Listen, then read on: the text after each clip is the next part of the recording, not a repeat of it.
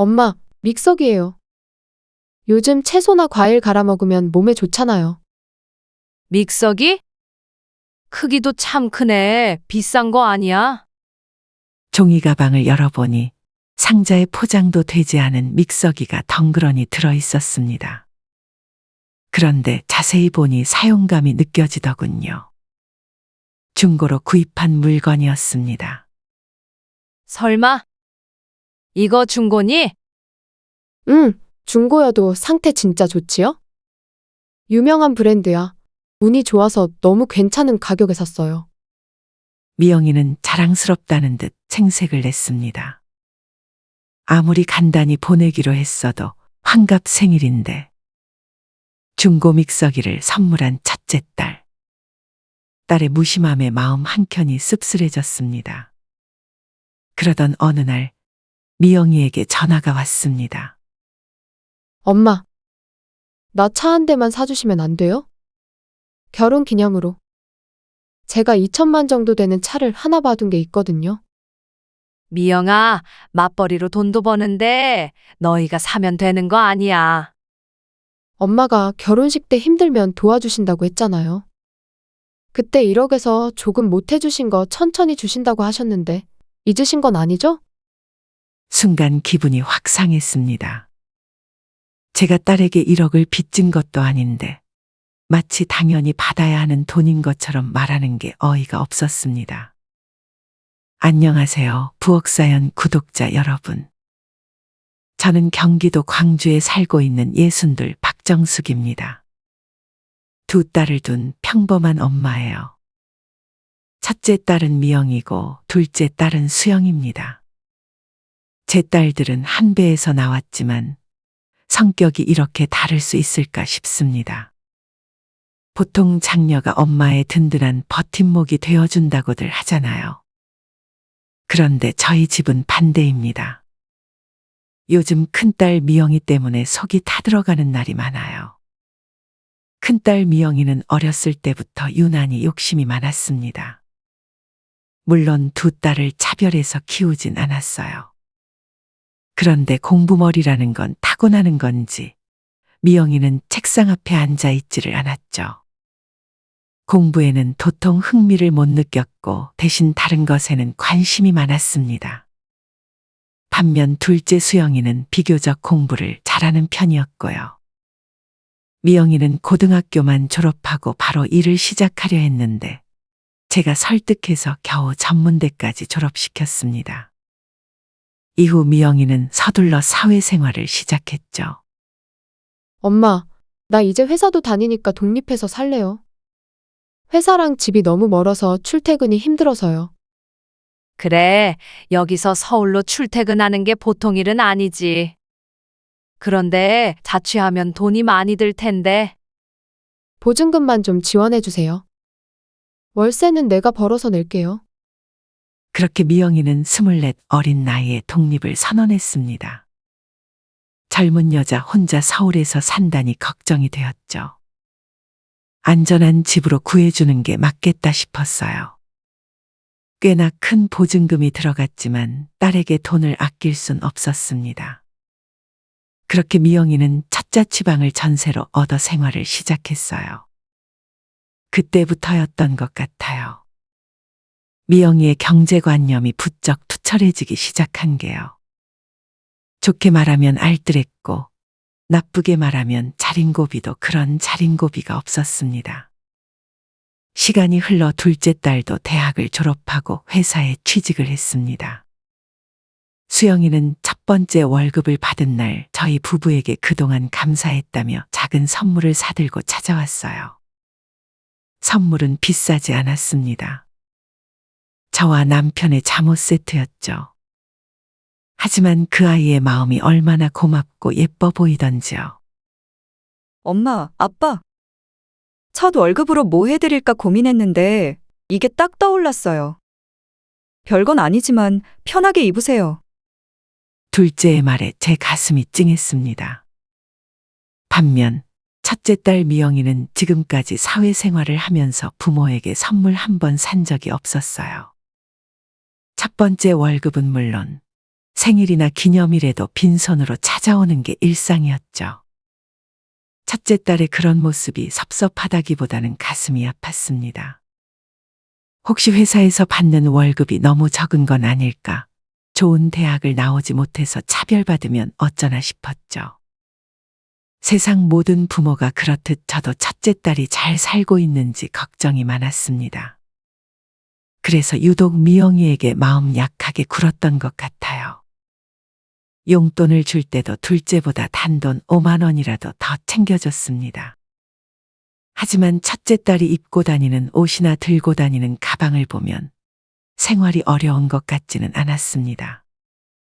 제가 명품에 대해 잘 아는 건 아니지만 둘째 딸과 비교했을 때 더 화려하면 화려했지 수수해 보이지는 않았어요. 그럼에도 불구하고 저는 딸이 잘 살면 다행이다 싶어 신경 쓰지 않으려 했습니다. 그런데 점점 시간이 흐를수록 제 생각이 조금씩 달라지기 시작했습니다. 미영이의 태도가 점점 도를 넘어가기 시작했거든요. 부모가 오냐오냐 하니 그게 당연하다는 듯 행동하는 모습이 씁쓸했죠. 처음에는 마음이 아프기만 했는데 이제는 서운함이 고개를 들기 시작했습니다. 저희 부부는 그리 넉넉하지는 않습니다. 하지만 그렇다고 살림이 부족하지도 않아요. 바깥 양반은 평생을 회사에서 성실히 일했습니다. 지금은 은퇴 후 연금으로 생활을 하고 있죠. 저는 마음부터 작은 편의점을 꾸준히 운영해 오고 있습니다. 어디서나 흔히 볼 수 있는 평범한 집안이에요. 그래서 딸들에게 대단한 걸 바란 적이 없습니다. 특별한 날엔 가족이 함께 밥 한 끼 하는 걸로 충분했어요. 비싼 선물은 오히려 부담스러웠고요. 그저 성의가 느껴지는 작은 선물이라도 받으면 며칠이고 기분이 좋았습니다. 그래서 생일 선물 때문에 마음이 상할 거라고는 상상도 못했죠. 지난 환갑이었습니다. 요즘에는 환갑이 그리 특별한 일도 아니잖아요. 그래서 저희 가족은 다른 생일처럼 평범하게 보내기로 했어요. 다 함께 모여 밥 한 끼 먹고 간단히 선물을 주고받는 자리였죠. 평소 즐겨 찾던 소고기 식당에 온 가족이 모였습니다. 둘째 딸 수영이가 환하게 웃으며 선물을 건넸습니다. 엄마, 백화점 갔다가 너무 화사한 스카프가 있어서 엄마한테 잘 어울릴 것 같아서 사왔는데 마음에 들었으면 좋겠어요. 아이고, 색이 너무 곱다. 무늬도 세련됐고.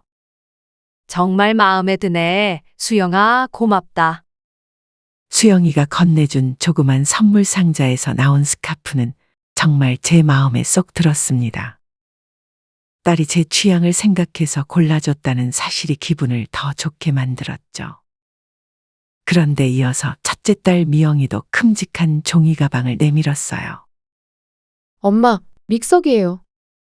요즘 채소나 과일 갈아 먹으면 몸에 좋잖아요. 믹서기? 크기도 참 크네. 비싼 거 아니야? 종이 가방을 열어보니 상자에 포장도 되지 않은 믹서기가 덩그러니 들어 있었습니다. 그런데 자세히 보니 사용감이 느껴지더군요. 중고로 구입한 물건이었습니다. 설마? 이거 중고니? 응, 중고여도 상태 진짜 좋지요? 유명한 브랜드야. 운이 좋아서 너무 괜찮은 가격에 샀어요. 미영이는 자랑스럽다는 듯 생색을 냈습니다. 생일 선물이니 저도 밝게 웃으며 고맙다고 했지만 속으로는 조금 충격이었어요. 그 믹서기가 하면 얼마나 한다고 생일 선물인데 중고로 사왔을까 하는 마음이 들었거든요. 게다가 저는 믹서기를 거의 쓰지 않았습니다. 채소나 과일은 그냥 먹는 게 낫다고 생각했죠. 미영이의 평소 성격을 생각해보면 자기가 쓰려고 샀다가 잘 안 쓰게 되니 저에게 준 것 같다는 느낌이 들었습니다. 겉으로는 티를 내지 않으려 했지만 속상한 마음은 어쩔 수 없었습니다. 아무리 간단히 보내기로 했어도 환갑 생일인데 중고 믹서기를 선물한 첫째 딸. 딸의 무심함에 마음 한켠이 씁쓸해졌습니다. 그래도 신경 써서 준비한 선물이라 믿으며 그냥 넘겼어요. 그래도 그때부터 슬슬 의문이 들기 시작했습니다. 딸이 부모에게 돈을 쓰지 않는 것이 정말 돈이 부족해서 그런 걸까? 그 의심이 제 마음속에서 고개를 들기 시작했죠. 지난달 첫째 딸의 생일이 생각났습니다. 생일을 일주일 앞두고 미영이에게서 메시지가 왔어요. 엄마, 나 생일에 이거 사주면 안 될까? 메시지에는 쇼핑몰 사진이 함께 첨부돼 있었습니다. 회사 다니는 사람이 입으면 좋을 법한 단정한 겨울 코트였죠. 저는 인터넷으로 옷을 사는 게 익숙하지 않아 바로 딸에게 전화를 걸었습니다. 코트가 예쁘네. 근데 직접 안 입어보고 사도 되는 거야? 응, 엄마. 저번에 매장 가서 입어봤어. 진짜 예쁘더라고요. 근데 인터넷으로 사면 할인받아서 더 싸게 살 수 있거든. 어때요? 괜찮지? 나 이렇게 긴 겨울 코트가 없잖아. 그래, 그럼 엄마가 이번 생일에 선물로 사줄게. 어떻게 사면 돼? 엄마가 돈 보내주면 돼? 네, 엄마. 돈 보내주시면 제가 살게요. 얼만데? 57만 원이요. 근데 엄마, 이 정도면 겨울 코트 치고 진짜 저렴한 거야. 저는 가격을 듣고 조금 놀랐습니다. 생각보다 꽤 비쌌거든요. 하지만 흔쾌히 딸 통장으로 60만 원을 보냈어요. 겨울 코트 하나 마련해두면 두고두고 잘 입으니까요. 딸이 기뻐할 생각에 마음도 뿌듯했죠. 60만 원 보냈어. 예쁘게 입어. 미리 생일 축하한다. 생일에 밥 한번 먹자. 엄마 진짜 고마워요. 코트 잘 입을게요. 그리고 다음에 만났을 때 미영이는 제가 사준 코트를 입고 왔습니다. 핏도 예쁘고 재질도 무척 보드라웠어요. 딸이 그 코트를 입은 모습이 썩 잘 어울리더군요. 딸이 기분 좋게 옷을 입고 있는 모습을 보니 저까지 마음이 뿌듯했습니다. 선물이란 원래 받을 때보다 줄 때 기분이 더 좋은 법이잖아요. 특히나 사랑하는 자식에게 주는 거라면 더 말할 것도 없죠. 첫째 딸 생일의 기억을 떠올리다 보니 문득 궁금해졌습니다. 미영이도 저에게 선물을 줄 때 이런 마음을 느꼈을까요? 왠지 그렇지는 않았을 것 같았어요. 내리사랑이라는 건 어쩔 수 없나 봅니다. 당연한 이치라는 걸 알면서도 제 마음 한구석은 조금 헛헛해졌어요. 평소에도 둘째와 첫째는 어쩜 이리 다를까 싶을 만큼 행동이 달랐습니다. 둘째 수영이는 제가 용돈을 주거나 반찬을 해주면 항상 작게나마 성의를 표시했어요. 집에 올 때는 제가 좋아하는 주전부리를 꼭 사들고 왔어요. 회사에서 벌이가 좀 나아지고 나서는 특별한 날이면 저와 남편에게 용돈을 챙겨주기도 했습니다.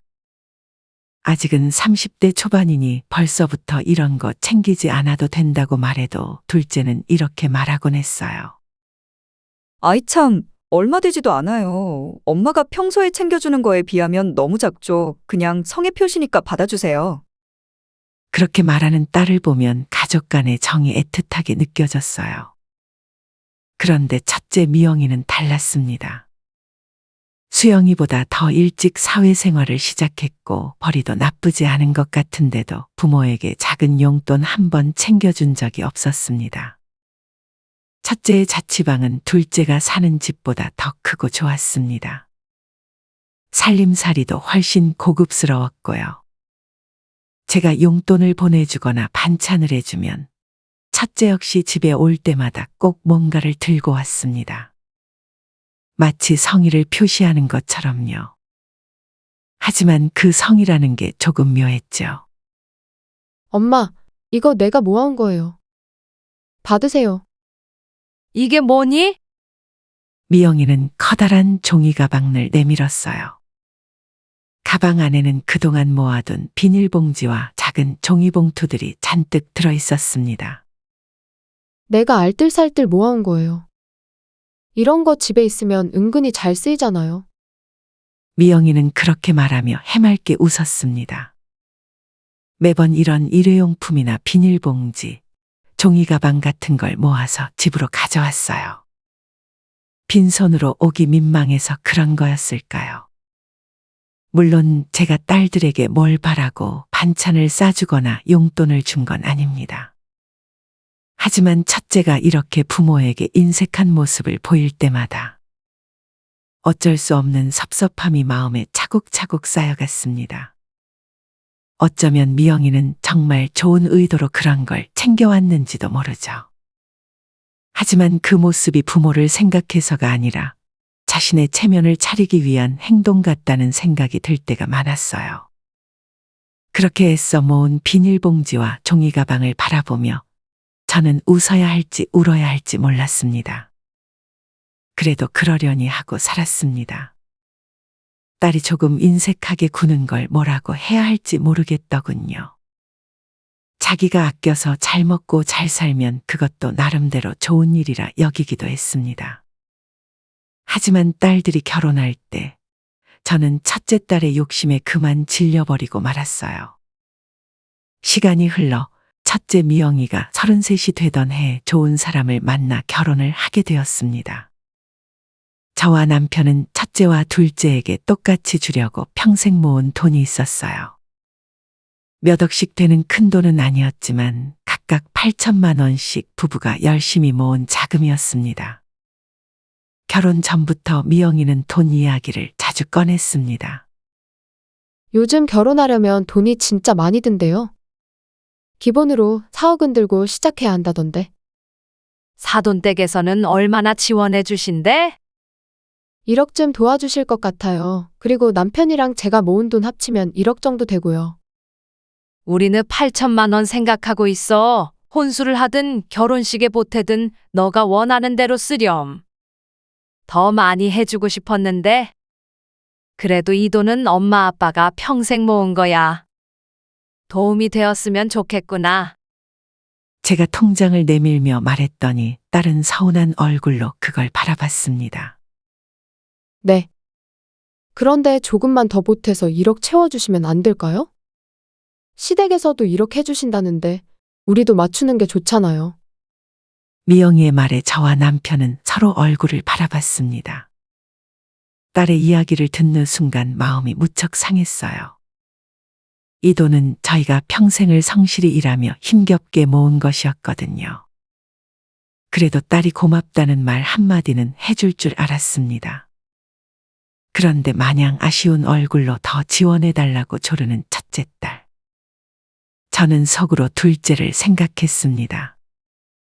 첫째에게 더 많이 해주면 둘째에게는 덜 해줄 수밖에 없으니 형평성에도 맞지 않았죠. 게다가 저희 노후 자금도 고려해야 했습니다. 결국 남편이 애둘러 딸의 부탁을 거절했죠. 나중에 살면서 정말 힘들면 엄마 아빠가 또 도와줄게. 그런데 지금 당장은 더 큰 돈을 마련하기가 힘들다. 그러세요. 그러면 어쩔 수 없죠. 못내 아쉽다는 듯 한숨을 쉬며 물러나는 딸의 모습을 보니 마음이 복잡해졌습니다. 더 많이 못해줘서 미안한 마음과 적지 않은 돈인데도 꼭 저렇게 티를 내야 하나 싶어 서운하고 괘씸한 마음이 뒤섞였습니다. 그날 밤 남편과 나란히 앉아 이렇게 이야기했어요. 미영이한테 조금 더 보탤까? 당신은 어떻게 생각해? 일단은 이 정도만 하자고. 8천만 원도 작은 돈이 아니잖아. 더 보태면 수영이는 어떻게? 우리가 형편껏 할 만큼 한 거야. 남편 말이 맞았어요. 하지만 대놓고 서운한 티를 내는 자식을 그저 모른 척 하는 게 쉽지는 않았습니다. 부모 마음을 조금만 헤아려주면 얼마나 좋을까. 저는 아쉽기만 했죠. 그 후 딸이 결혼식은 큰 탈 없이 일사천리로 진행되었습니다. 예비사위는 반듯하고 성실한 사람이었어요. 서울로 출퇴근하기 좋은 경기도에 신혼집을 얻었습니다. 조금 대출을 얻었지만 두 사람이 함께 벌고 있으니 금방 갚을 수 있는 수준이었죠. 딸이 새로운 가정을 잘 꾸리며 살아가길 바라며 저와 남편은 한시름 놓는 듯 했습니다. 그러던 어느 날 미영이에게 전화가 왔습니다. 엄마 잘 지내시죠? 그럼 잘 지내지. 너희는 어때? 살림은 할만하고. 살림이야 뭐. 아직 애도 없으니까 할만하죠. 그런데 집이 서울이랑 좀 멀어서 그런지 출퇴근이 힘들어서요. 차가 한 대 있으면 어떨까 싶은데 나중에 아기 낳으면 또 필요할 것 같고 미리미리 사서 운전도 익숙해지는 게 좋잖아요? 그래, 차가 있으면 확실히 편하긴 하지. 그런데 왜? 그래서 말인데요. 엄마, 나 차 한 대만 사주시면 안 돼요? 결혼 기념으로. 제가 2천만 정도 되는 차를 하나 봐둔 게 있거든요. 딸의 말에 저는 잠시 말문이 막혔습니다. 언제부터였을까요? 미영이는 점점 부모에게 뭔가를 요구하는 말을 스스럼없이 하게 되었습니다. 남들은 어릴 때 그렇게 굴어도 나이가 들수록 부모에게 의지하지 않게 된다고 하던데 이상하게도 첫째 딸은 그 반대였어요. 나이가 들수록 점점 더 많은 걸 요구했습니다. 2천만 원이라니 결코 적은 돈이 아니었습니다. 게다가 딸네 부부는 맞벌이를 하고 있었고 형편이 어려운 것도 아니었는데 부모에게 덜컥 차를 사달라고 하니 당황스러웠죠.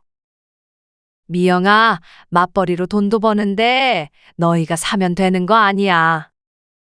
엄마가 결혼식 때 힘들면 도와주신다고 했잖아요. 그때 1억에서 조금 못 해주신 거 천천히 주신다고 하셨는데 잊으신 건 아니죠? 순간 기분이 확 상했습니다. 제가 딸에게 1억을 빚진 것도 아닌데 마치 당연히 받아야 하는 돈인 것처럼 말하는 게 어이가 없었습니다.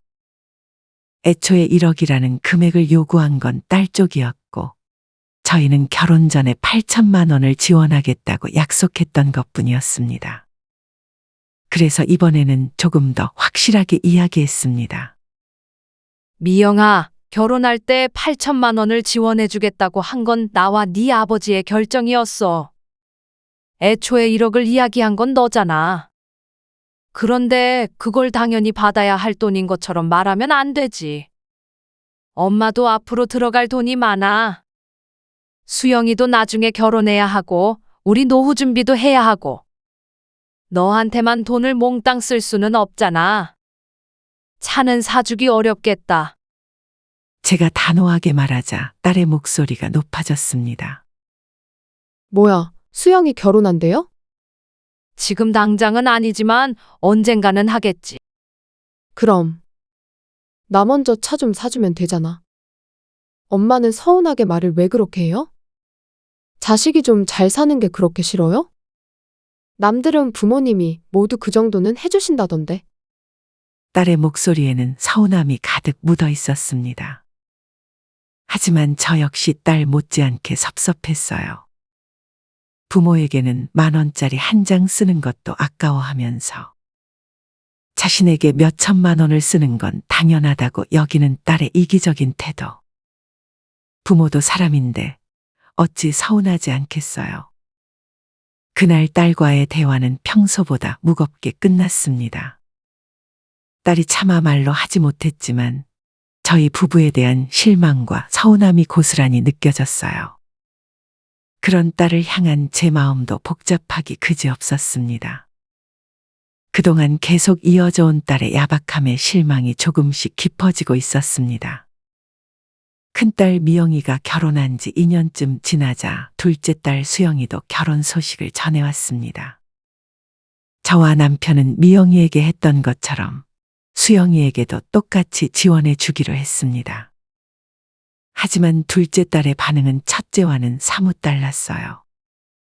엄마, 이렇게 큰 돈을 정말 다 보태주시는 거예요? 정말 너무 감사해요. 수영이는 눈물을 글썽이며 저와 남편에게 고마움을 전했습니다. 저도 눈물이 그렁그렁하게 맺혔죠. 저는 딸의 손을 꼭 잡으며 말했습니다. 큰 돈은 아니지만 엄마랑 아빠가 열심히 모은 돈이야. 결혼해서도 잘 살아야 해. 알았지? 알았어요. 저희 정말 열심히 잘 살아볼게요. 딸의 진심 어린 태도에 저는 한결 마음이 편안해졌습니다. 그런데 그 편안함은 그리 오래 가지 못했어요. 다음 날부터 큰딸 미영이가 전화를 걸어오기 시작했어요. 끈질기게 수영이의 결혼에 대하여 이것저것 물어보았죠. 정확히 말하면 수영이의 결혼 자금에 관심이 많았습니다. 여보세요? 엄마, 저예요. 그래, 미영아. 무슨 일이야? 수영이 결혼한다면서요? 그래, 곧 상견례 날짜 잡을 거야. 그때 너도 같이 올 거지? 뭐, 그렇죠. 근데요, 수영이도 저 해줄 때처럼 지원해 주실 거예요? 그럼 너랑 똑같이 지원해 줄 거야. 똑같이 지원해 줄 거라는 제 말에 큰딸은 잠시 아무 말도 없이 잠잠했습니다. 저는 도대체 뭐가 문제인가 싶었어요. 그러더니 잠시 침묵하던 미영이가 다시 말을 꺼내더군요. 수영이는 4년제 대학 등록금도 대주셨잖아요. 저는 대학도 2년제 전문대 나왔는데 똑같이 지원해 주시는 건 너무 불공평하지 않아요? 순간 가슴이 철렁 내려앉았습니다. 저는 큰딸이 그런 생각을 하고 있을 줄은 꿈에도 몰랐어요. 첫째 딸의 계산법이 납득이 되질 않았습니다. 물론 수영이가 4년제 대학에 들어가서 학자금을 많이 대준 건 사실이었어요. 하지만 미영이가 2년제 대학을 간 것은 본인의 선택이었습니다. 게다가 저희 부부는 미영이의 학자금을 적게 대주는 대신 편안하게 살 수 있는 자취방의 보증금을 넉넉히 챙겨줬었습니다. 그 기억을 첫째는 깡그리 잊은 모양이에요. 미영아, 그건 너가 선택한 거였잖니? 너도 4년제 대학 가겠다고 했으면 엄마 아빠가 학자금을 당연히 내줬겠지.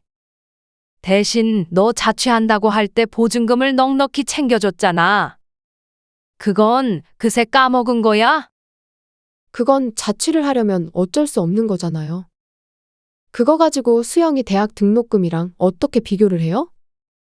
미영이의 대답에 저는 말문이 막혔습니다. 자기가 받은 건 당연한 걸로 치부하고 못 받은 것만 어떻게 그렇게 쏙쏙 기억해내는지. 그것도 재주다 싶었어요. 그간 참아왔던 화가 부글부글 끓어올랐습니다. 오랫동안 첫째와 부대껴왔던 저는 미영이의 속셈이 빤히 들여다 보였어요. 이제 와서 동생에게 큰 돈이 들어간다고 하니 그 돈이 아까운 겁니다. 자신에게 조금이라도 돈이 더 올 수 있도록 꼼수를 부려보겠다는 속셈이었죠. 가족 간의 결혼을 진심으로 축하해주지는 못할 망정. 첫째 딸의 못된 심보가 너무나도 안타까웠습니다. 왜 저리 인생을 팍팍하고 정없게 사는지 모를 일이었어요. 너 무슨 소리를 하는 거야? 지금 10년도 더 된 이야기를 끄집어내서 말도 안 되는 억지를 부리고 있는 거 알고 있어? 아무리 그래도 그렇지. 동생 결혼 자금을 왈가왈부해? 너가 가족이고 수영이 언니라면 그런 말을 하면 안 되는 거야. 그리고 수영이는 대학생 때 자기가 대출받아서 자취 시작했잖아. 그래도 서운하다는 소리 한 번을 안 했었다. 그래도 첫째를 더 챙겨주는 게 맞지 않아요? 수영이 결혼 자금을 나랑 똑같이 주실 거라면 전에 말했던 차라도 저 사주세요. 너랑 수영이 나이 차이가 나봤자 꼴랑 1살 차이인데 무슨 첫째 둘째를 나눠?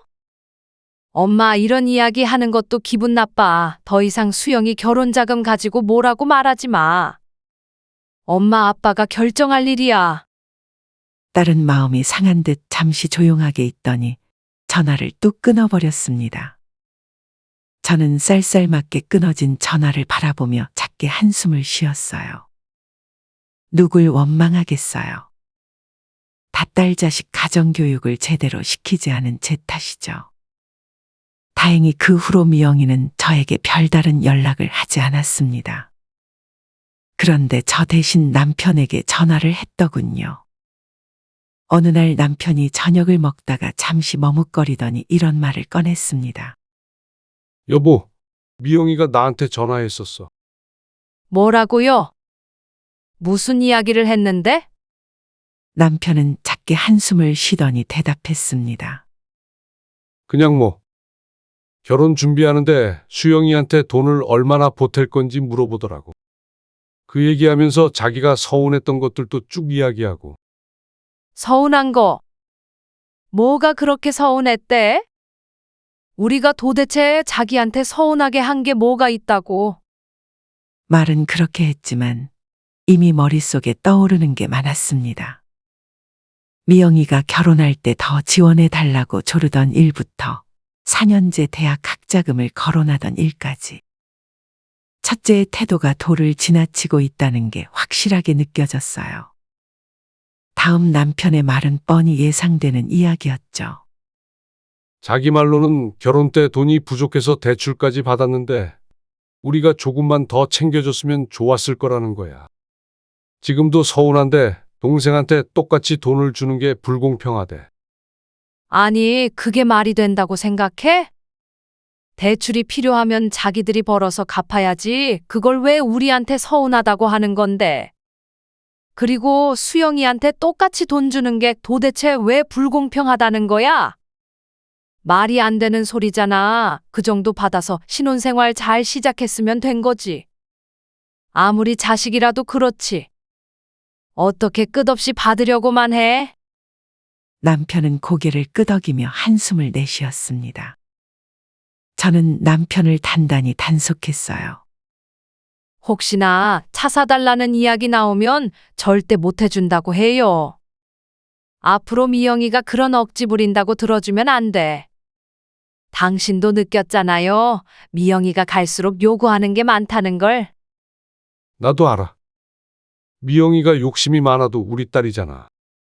근데 자꾸 이러면 정말 마음이 멀어질까봐 걱정돼서 그렇지. 남편은 첫째 딸이 아직도 많이 애틋했나 봅니다. 미영이 이야기를 쉽사리 놓지 못했어요. 사람이 다 다르잖아. 미영이는 어릴 때부터 자기 계산이 정확한 애였기도 하고. 아유, 그래도 안 되는 건 안 돼요. 그렇게 미영이 말만 들어주면 나중에 수영이한테도 서운함이 쌓인다고요. 미영이가 잘못하고 있는 걸 그냥 가만히 놔두면 되겠어요? 남편은 제 단호함이 야박하게 느껴지는 모양이었습니다. 제가 목소리를 높이자 남편은 숟가락을 내려놓았죠. 그날 저녁 미영이의 행동과 말들이 자꾸 떠올라 잠을 이룰 수 없었습니다. 어릴 때부터 미영이의 성격이 유난히 계산적이었단 걸 알고 있었어요. 그래도 엄마로서 제대로 단속하지 못했던 자신이 원망스러웠습니다. 둘째 딸의 결혼식은 무사히 진행되고 있지만 첫째 딸은 뭐가 그리도 서운한 게 많은지 저희가 차를 사주지 않고 둘째의 결혼식을 진행하자 그 뒤로는 화가 나서 연락도 끊었습니다. 둘째 딸 결혼 전까지는 첫째가 마음을 좀 바꿔줬으면 좋겠는데 쉽지 않네요. 둘째 딸의 결혼식을 약점으로 잡아 끝내 차를 얻어내고야 말겠다는 심보 같기도 합니다. 아무리 자식이라지만 미영이의 태도는 정말 선을 넘었다고 생각하고 있어요. 그래서 저도 이번만큼은 첫째 딸의 부탁을 들어주지 않으려고 합니다.